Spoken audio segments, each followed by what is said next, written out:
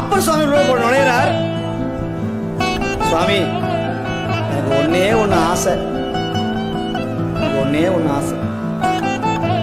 இத்தனை வருஷமா ஒண்ணுமே கேட்காத திடீர்னு வந்து கேட்டா சும்மா இருப்பானா கடவுள் கண்டுதல் பெருமான்?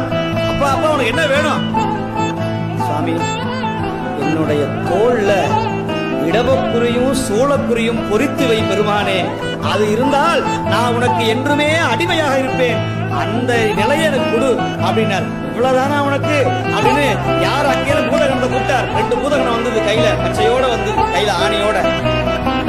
பெருமானே, கைலாயத்திலிருந்து வர்றோம். பெருமான் உங்களுக்கு இடவக்குறியும் சூளக்குறியும் பொறிக்க உத்தரவிட்டிருக்கிறார். கீழே அமர்கிறார். என்ன பாக்கியம், உயிர்ந்தேன் அடியே அப்படின்னு கீழே உட்கார்ந்தார். அந்த பூதகணம் வலிக்காம அழகா இடவக்குறியும் சூளக்குறியும் பொறித்து விட்டது. அதை கண்டு ஆனந்தப்பட்டார் என்கிறார்.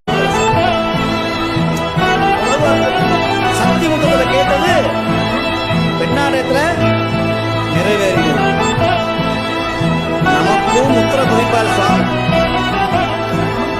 முத்திரை வேணும்னா திருமுறை ஓதணும், பெருமாண்ட கேட்கணும்.